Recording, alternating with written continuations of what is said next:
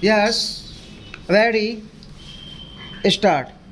As I flew into Bangalore yesterday, I was surprised to see festivities everywhere. I knew, of course, that November 1 is Karnataka Rajya Utsav Day and celebrations are in order. Evidently, Bangalore had decked up for another festival to celebrate an achievement which has earned this beautiful city a proud place on the global information technology IT map. I am happy to inaugurate this unique festival Bangalore IT.com.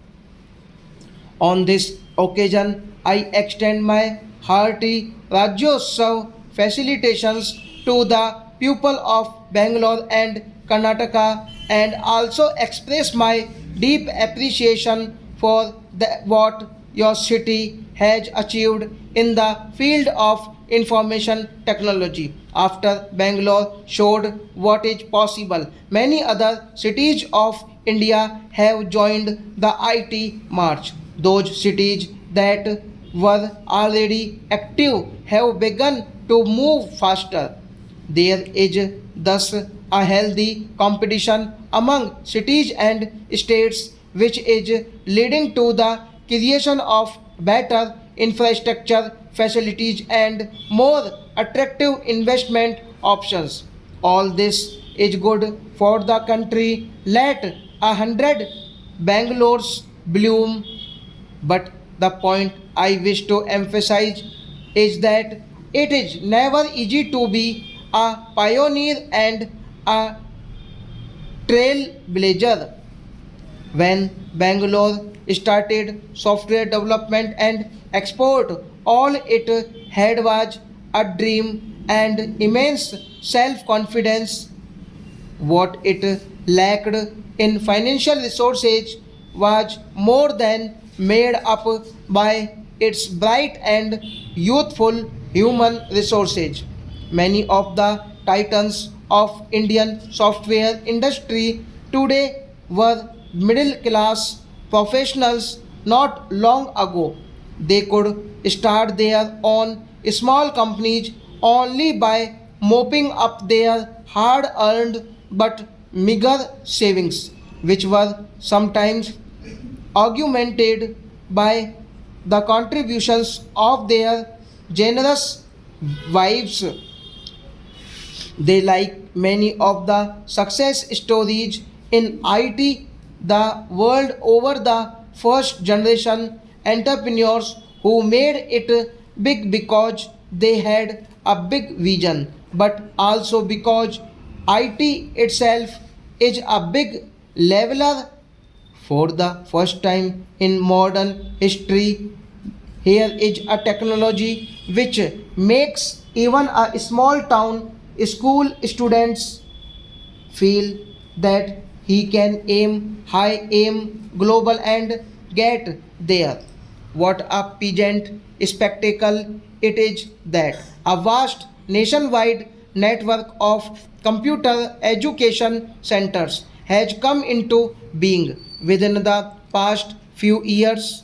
It is a network that reaches in many states, even small towns and big villages, and significantly, it has come up without any government support. When I see the annual result of Indian software companies, I feel very proud. Friends, I have never used a computer in my life. However, I know what computers and information technology in general are doing to change the life around us. They are revolutionizing every facet of our national and even planetary life. IT is changing the way we work, do business, learn, tech, travel, communicate, entertain ourselves, and even the way we run governments and democracies. The amazing changes we have already seen in this area are nothing compared with what is in the offing in the coming years and decades. The internet, for example, does not just connect computers, it connects nations, economics, cultures, communities, and hundreds of millions of unique individuals on a single platform. It is truly laying the basis for a new phase of progress of human civilization. Can India, which is the cradle of civilization, lag behind in this march of IT? Numbers for us in India. Information technology does not have only an economic significance, it is a civilizational necessity for us because it is going to re establish India as a military prosperous and culturally resurgent nation in the coming centuries. Hence, I would like all my countrymen to know that IT is India's tomorrow. It is this vision which has made my government put information technology high on our list of priorities. The work done by the National Task Force on Information Technology and Software Development is well known to this audience.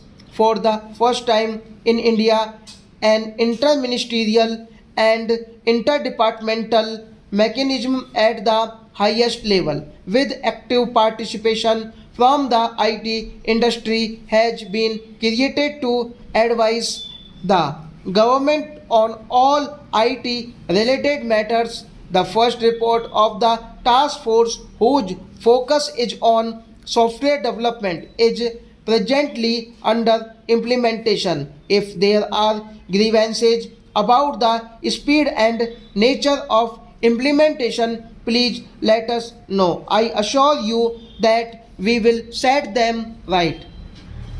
The second report aimed at making India a major IT hardware manufacturing center is ready. The government will adopt the same fast track approach to its examination and adoption as was done in the case of the first report. The government recognizes that creation of a nationwide high bandwidth telecom infrastructure is crucial for all that we want to achieve in the field of information technology. As I announced only last week, we have already taken a number of bold and time bound initiatives in this direction. Work has begun on the formulation of a new national telecom policy which addresses the challenges of as well as the tremendous opportunities in the convergence between telecom, IT, media, and consumer electronics. Now stop.